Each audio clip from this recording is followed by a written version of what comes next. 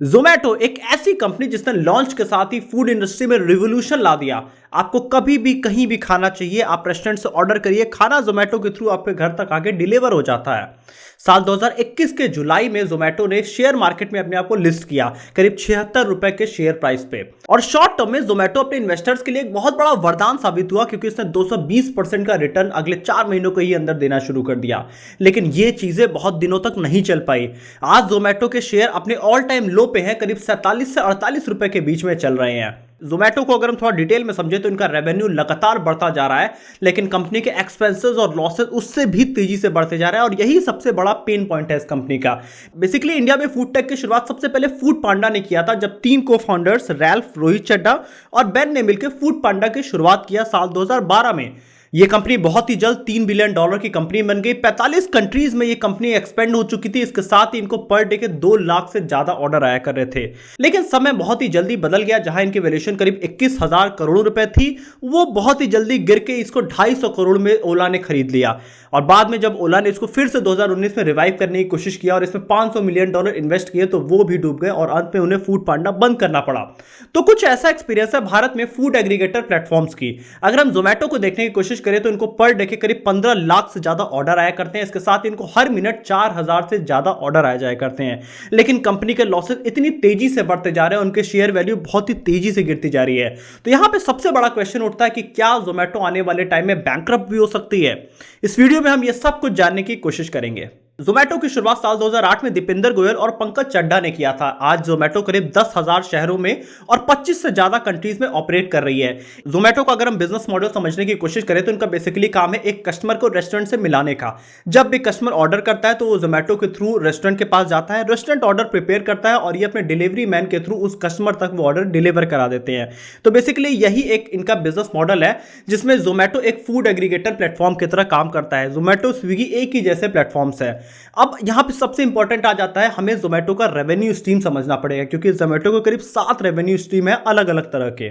जोमैटो का जो सबसे पहला रेवेन्यू स्ट्रीम है, ये रेस्टोरेंट ओनर से लिस्टिंग के चार्जेस लेते हैं। मतलब अगर कोई भी रेस्टोरेंट ओनर चाहता है कि वो जोमैटो पे लिस्ट हो जाए तो जोमैटो कुछ परसेंट उनसे चार्ज किया करेगा।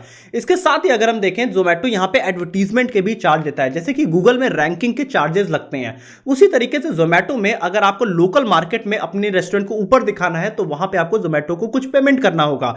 यहां से जोमैटो एक बड़ा रेवेन्यू क्रिएट करता है। इनका जो दूसरा सबसे सिंपल रेवेन्यू स्ट्रीम है वो है डिलीवरी चार्ज। जब भी आप किसी रेस्टोरेंट से ऑर्डर करते हैं, उस रेस्टोरेंट से आपके घर तक आने के लिए जोमैटो आपसे कुछ डिलीवरी चार्ज लिया करता है। अब उस डिलीवरी चार्ज में ये कुछ परसेंट कमीशन उठा के डिलीवरी मैन को देता है, बाकी पैसा जोमैटो के पास चला जाता है। और यहां पे जोमैटो अपना तीसरा रेवेन्यू स्ट्रीम बनाती है अपने लॉयल्टी प्रोग्राम से, मतलब मेंबरशिप। जैसे कि अमेजॉन में हुआ करता है कि आप प्राइम मेंबरशिप लेते हैं, उसी तरीके से जोमैटो भी अपना मेंबरशिप देती है, जिसमें जोमैटो गोल्ड और जोमैटो प्लस नाम के 2 तरह के सब्सक्रिप्शन देते हैं, जिसमें आपको डिलीवरी फ्री मिल जाया करेंगी।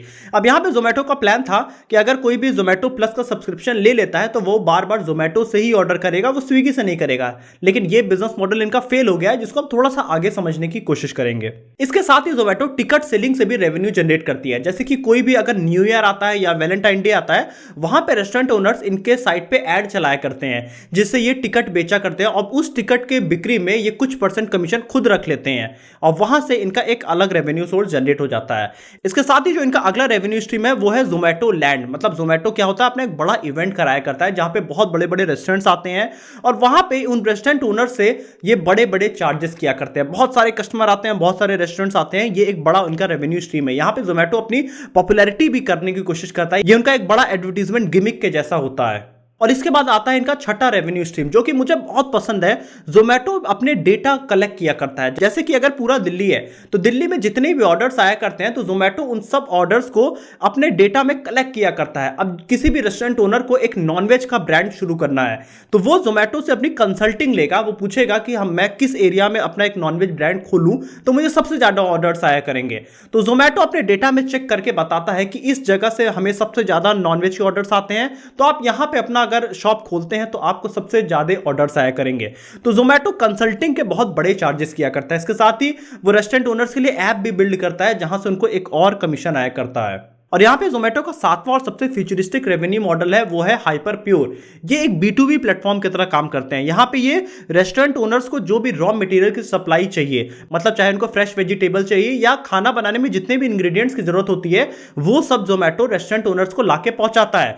ये बिल्कुल फ्रेश और हाइजीनिक रखने की कोशिश करते हैं ताकि खाना अच्छा बने और जब कस्टमर तक जाए तो वहां से रिव्यू भी अच्छे बनेंगे, जिससे ओवरऑल जोमेटो का ही फायदा है। अगर हम फाइनेंशियल ईयर 2021-22 में देखें तो जोमेटो ने 2200 रेस्टोरेंट्स को करीब 65,000 ऑर्डर्स डिलीवर किए और जोमेटो इस पे बहुत ही तेजी से काम करता जा रहा है।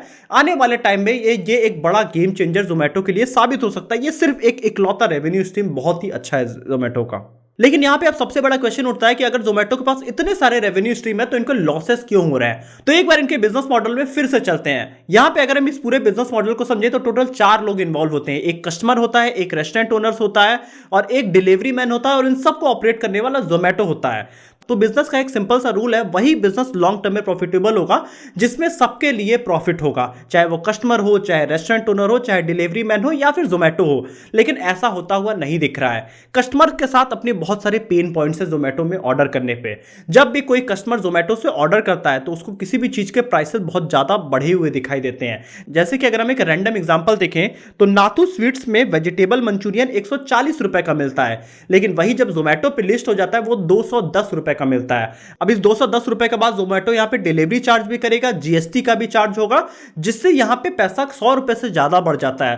तो अब अगर आप खुद से जाते हैं रेस्टोरेंट में लेने खाना तो आपको 140 रुपए में पड़ रहा है, लेकिन अगर आप वही जोमेटो से मंगवाते हैं तो वो आपको 250 से 300 रुपए पड़ेगा, मतलब कॉस्ट 1.5 से 2 गुना हो जाता है। यह सबसे बड़ा कस्टमर्स का पेन पॉइंट है। इसके साथ ही दूसरा बड़ा पेन पॉइंट होता है कि यहां पे सर चार्जेस काफी ज्यादा होते हैं। जैसे कि हमने ओला के वीडियो में बात किया था कि जब भी कभी पीक टाइम होता है तो वहां पे ओला अपने चार्जेस बढ़ा दिया करती है। वही काम आप जोमेटो में भी देखेंगे। जब भी कोई फेस्टिवल सीजन है या इवनिंग टाइम है उस समय जोमेटो में चार्जेस काफी ज्यादा बढ़ जाते हैं। अगर बारिश हो रही है तो भी जोमेटो अपने प्राइसेस काफी बढ़ा देगा, क्योंकि लोग उस समय खाना ऑर्डर करेंगे और खाना उनको पता है कि लोगों को चाहिए ही, जिस वजह से वो अपने चार्जेस बहुत बढ़ा दिया करते हैं। कस्टमर का तीसरा पेन पॉइंट जोमेटो के साथ ये होता है कि जब भी कस्टमर खाना ऑर्डर करता है तो मोस्टली टाइम ये होता है कि खाना ठंडा कस्टमर तक पहुंचता है। मतलब कस्टमर ने तो पूरे पैसे दिए, एक्स्ट्रा पैसे दिए, लेकिन जब खाना कस्टमर तक आता है तो उसकी क्वालिटी उस लेवल की नहीं होती है। अभी जोमेटो अपने 10 से 20% रेस्टोरेंट के साथ ही एक अच्छे लेवल का खाना पहुंचा पा रहा है, लेकिन आप टायर 2 सिटीज में देखेंगे या टायर 3 सिटीज में देखेंगे तो जोमेटो की खाने की क्वालिटी बहुत ही ज्यादा खराब है। क्योंकि रेस्टोरेंट में जब खाना अच्छा बनता है लेकिन वो डिलीवरी से लेकर कस्टमर तक आने में वो काफी ज्यादा खाना खराब हो जाया करता है, क्योंकि उनको हैंडलिंग ही नहीं पता है। बहुत सारे जगह आप देखेंगे कि लोग साइकिल्स पे ले जाके जोमेटो के खाने की डिलीवरी करते हैं। तो अब अगर 30 मिनट कोई रास्ते में साइकिल चलाते हुए जा रहा है तो खाना 30 मिनट में खराब हो जाता है और यहां पे कस्टमर पैसा देने के बाद भी बहुत बड़े लेवल पे सफर करता है। अब यहां पे प्रॉब्लम सिर्फ कस्टमर के साथ ही नहीं है, प्रॉब्लम रेस्टोरेंट ओनर्स के साथ भी है। रेस्टोरेंट ओनर्स को करीब 25 से 30% ज्यादा चार्ज यहां पे जोमेटो को देना पड़ता है। मतलब रेस्टोरेंट ओनर बहुत ही कम प्रॉफिट यहां पे जनरेट कर पाता है। अगर यहां पे देखें तो रेस्टोरेंट ओनर के साथ और बड़ी प्रॉब्लम्स है। अगर उनसे कोई छोटी सी गलती भी हो गई तो जोमेटो या तो इन्हें डीलिस्ट कर देता है या तो उन्हें फिर नीचे कर दिया करता है, जिस वजह से उनको ज्यादा ऑर्डर्स ही नहीं आया करते हैं। अब यहां पे जोमेटो और स्विगी की लड़ाई में सबसे ज्यादा सफर रेस्टोरेंट ओनर्स ही किया करते हैं। इस गेम का जो तीसरा पार्टनर है वो है डिलीवरी मैन। तो डिलीवरी मैन को ये 30 से 50 रुपए के बीच में पे किया करते हैं, बहुत लंबी लंबी दूरियों के लिए भी। भारत में अगर देखें तो सबसे खराब हालत डिलीवरी मैन की ही है। यहां पे जोमेटो कोशिश कर रहा है कि लोग अपने साइड से डिलीवरी मैन को कुछ टिप दे, क्योंकि अगर हम भारत के बाहर देखेंगे कनाडा और यूएस में तो वहां पे डिलीवरी मैन को अच्छा खासा टिप दिया जाता है, लेकिन भारत में वो ट्रेडिशन नहीं है। और यहां पे जोमेटो भी अपने डिलीवरी मैन को बहुत ज्यादा सपोर्ट नहीं किया करता है। सोशल मीडिया पे तो बहुत सपोर्ट दिखता है, लेकिन आप रियलिटी में अगर इनके डिलीवरी मैन से बात करेंगे तो कुछ बहुत खास पैसा नहीं कमा पाते हैं। इसके साथ ही अगर उनसे कोई गलती हो गई तो उनसे बहुत ज्यादा पैसे उनके कट कर लिए जाते हैं। अब यहां पे इस बिजनेस मॉडल में कस्टमर, रेस्टोरेंट ओनर और डिलीवरी मैन तीनों सफर कर रहे हैं और सारा प्रॉफिट ले जाता है जोमेटो। लेकिन फिर भी जोमेटो क्यों लॉस में है? क्योंकि यहां पे आ जाता है कस्टमर एक्विजिशन कॉस्ट। जोमेटो एक कस्टमर को एक्वायर करने के लिए जितने भी ऐड चलाया करता है, जितने भी आप जोमेटो के वीडियोस देखा करेंगे या ऐड देखेंगे, कोई वीडियो आप यूट्यूब पे चलाते हैं आपको जोमेटो का ऐड दिखाई देता है, इन सब जगह जोमेटो बहुत सारे पैसे खर्च किया करता है। तो एक कस्टमर को अपने ऐप पे लाके ऑर्डर कराने में जोमेटो जितना पैसा खर्च करता है वो उनके एक्सपेंसेस में जाते हैं और लॉसेस में जाते हैं, जिस वजह से जोमेटो को एक हैवी अमाउंट पे करना पड़ता है। अगर आप ईयर ओवर ईयर देखिए तो जोमेटो का रेवेन्यू आपको एकदम लगातार बहुत ज्यादा बढ़ता हुआ दिख रहा है, लेकिन यहां पे इनका कस्टमर एक्विजिशन कॉस्ट बहुत ज्यादा है, जिस वजह से इनके एक्सपेंसेस बढ़ गए हैं और एक्सपेंसेस बढ़ रहे हैं तो यहां पे लॉसेस भी इनके लगातार बढ़ते हुए दिख रहे हैं। दूसरा, अगर हम सबसे बड़ा प्रॉब्लम देखने की कोशिश करें तो भारत के जो कस्टमर्स होते हैं उनको बेस्ट से बेस्ट चीज चाहिए कम रेट में। अब यहां पे जोमेटो और स्विगी के बीच में एक बड़ी फाइट चलती है। दोनों अपने कॉस्ट को बहुत ही लोएस्ट करने की कोशिश करते हैं और कस्टमर जो होता है वो दोनों साइड पे देखता है कि कहां पे हमें ज्यादा डिस्काउंट मिल रहा है, और जिस जगह पे डिस्काउंट मिलता है उस जगह पे जाके कस्टमर ऑर्डर कर लिया करता है। भारत का कस्टमर कभी भी लॉयल नहीं होता है, जहां पे भी उसको प्राइस बेटर दिखेगा उसी जगह पे वो ऑर्डर करेगा, जिस वजह से जोमेटो और स्विगी को अपने बहुत सारे पैसे डिस्काउंट्स में खर्च करने पड़ते हैं। इसी वजह से जोमेटो ने अपना लॉयल्टी प्रोग्राम शुरू किया था जिसमें वो अपने प्लस मेंबरशिप और गोल्ड मेंबरशिप दे रहे थे, लेकिन लॉन्ग टर्म में ये सस्टेन नहीं कर पाया और इनका गोल्ड मेंबरशिप पूरी तरीके से फेल हो गया। अगर हम साल 2020-21 में देखें तो ऐसा करीब 13% कस्टमर्स थे जो कि जोमेटो भी यूज करते थे और स्विगी भी यूज करते थे। मतलब ये वो कस्टमर्स हैं इनको जहां डिस्काउंट दिख रहा है ये उस पे जाके ऑर्डर कर लिया करते थे, जिस वजह से आपको जोमेटो और स्विगी में कभी भी रिलायबल कस्टमर नहीं दिखा करेंगे। अब यहां पे जोमेटो और स्विगी को डिस्काउंट तो देना ही देना है, क्योंकि अगर वो दोनों डिसाइड करते हैं कि हम दोनों डिस्काउंट नहीं देंगे, क्योंकि ये दो ही बड़े प्लेयर हैं भारत में, तो अगर दोनों डिस्काउंट ना देने का प्लान बना लेते हैं तो यहां पे कोई नया प्लेयर आ जाएगा, जिस वजह से इन दोनों प्लेटफॉर्म की मजबूरी है कि इनको डिस्काउंट देना ही देना पड़ेगा कस्टमर को। और ये प्रॉब्लम तभी सॉल्व होगा या तो जोमेटो स्विगी को एक्वायर कर ले या स्विगी जोमेटो को एक्वायर कर रहे हैं, लेकिन ये दोनों बड़े जाइंट प्लेयर्स हैं। इन दोनों कंपनीज के पीछे बहुत बड़े बड़े इन्वेस्टर्स हैं जिनके पास बहुत पैसे हैं इन्वेस्ट करने के लिए, तो दोनों कंपनीज में आने वाले टाइम में फाइट आपको लगातार देखने को मिलेगी। लेकिन ये प्रॉब्लम तभी सॉल्व होगी जब दोनों में से कोई एक कंपनी दूसरे को एक्वायर कर ले और दूसरी कंपनी बैंकरप्ट हो जाए या बंद हो जाए, तो ही कोई सॉल्यूशन निकल सकता है। यहां पे अगर हम जोमेटो के साथ अगला प्रॉब्लम देखने की कोशिश करें तो जोमेटो का जब लॉसेस बहुत ज्यादा बढ़ रहे थे तो उन्होंने डिसाइड किया कि हम यूएस और यूके में जहां पे इनका बिजनेस नहीं चल रहा था उसको इन्होंने बंद करने का डिसाइड किया, जिस वजह से जोमेटो को थोड़ा रिलीफ मिला। लेकिन अगली प्रॉब्लम इन्होंने अपने साथ क्रिएट कर लिया, इन्होंने ब्लिंकिट को एक्वायर कर लिया करीब 4,447 करोड़ रुपए में। ब्लिंकिट का नाम पहले ग्रोफर्स हुआ करता था, इन्होंने डिसाइड किया कि हम इस प्लेटफॉर्म को भी खरीद लें ताकि लोगों की डे टू डे नीड की चीजें हम उन्हें रेगुलरली पहुंचा सकें। अगर हम देखने की कोशिश करें तो ब्लिंकिट का एवरेज ऑर्डर वैल्यू करीब 509 रुपए का होता है, जो कि जोमेटो से भी ज्यादा है, लेकिन यहां पे कस्टमर एक्विजिशन कॉस्ट करीब 84 रुपीज आ जाती है। अब अगर इनको आगे के टाइम में ब्लिंकिट को सस्टेन करना है तो जोमेटो को बहुत सारे पैसे आने वाले टाइम में लगाने पड़ेंगे, क्योंकि ब्लिंकिट के कई सारे बड़े कंपटीटर्स हैं। इसको यहां पे हम देखें तो डुंजो है जिसे रिलायंस बैक कर रहा है, इसके साथ ही सुपर डेली है जिसे स्विगी बैक कर रहा है, इसके साथ ही जेप्टो।